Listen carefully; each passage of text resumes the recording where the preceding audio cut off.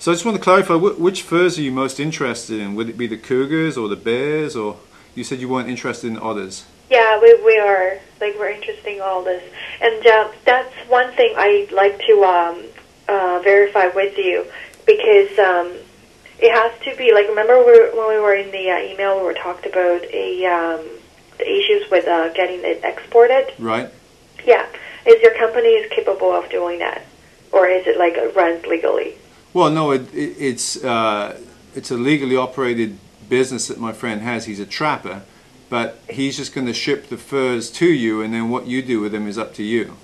And the other thing is the endangered cougars from eastern Canada, there's not so many of them, so they may be a little expensive. Do you have any idea what kind of price you're willing to pay?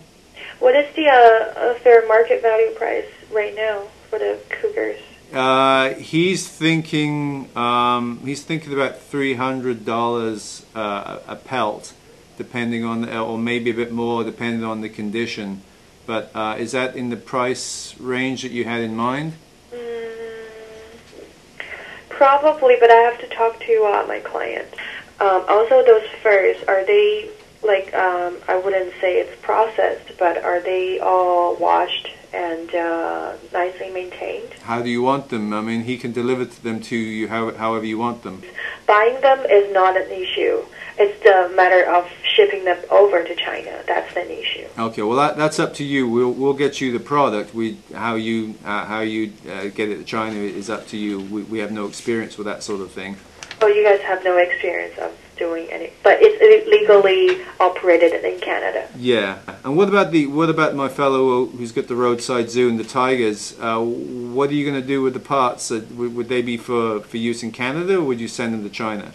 All of this are going to be sent to China. If the quality of the furs is really good from the eastern Canadian cougars, would you buy a few hundred at a time, or would you? I will go from lower, like a small quantities first. Like, I will probably give them like 10 or something first, and then let them see, because we don't want to have any troubles at the airport either. Okay.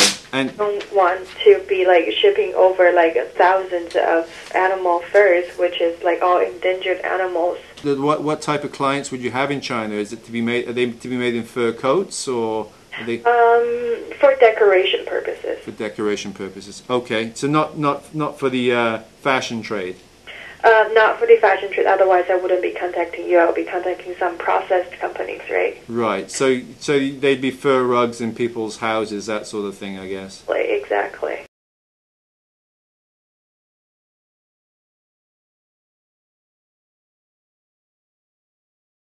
It's not a part of our business. Our part of business, we just provide the services for our clients.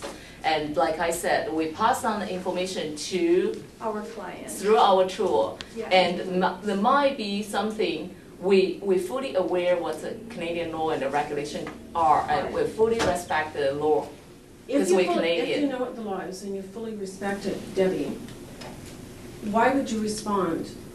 Thank you for the information from earlier regarding the captive tigers. Our client is very interested in taking the furs. However, we will still need to see the pictures.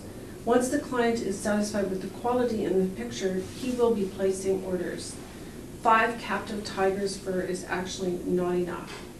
Because the client was just stop talking. We leave this to lawyer to talk about it, because we fully why did you deny respect. that it wasn't part of your business when it clearly is? Because it's not part of business. Like, again, we just do what our client inquires. So I think, again, our job is just pass on the client's inquiries. And it totally is from client. It's nothing to do with, because we are business matchmaker. Yeah. But isn't it your responsibility to check into what the Canadian and British Columbia laws are? I think our team is, before we do anything, we check the regulation. And I think now we prefer to talk with our lawyer if any step is against the law, and we can find out. We won't do anything till if this is legally, because every time we have our lawyer input.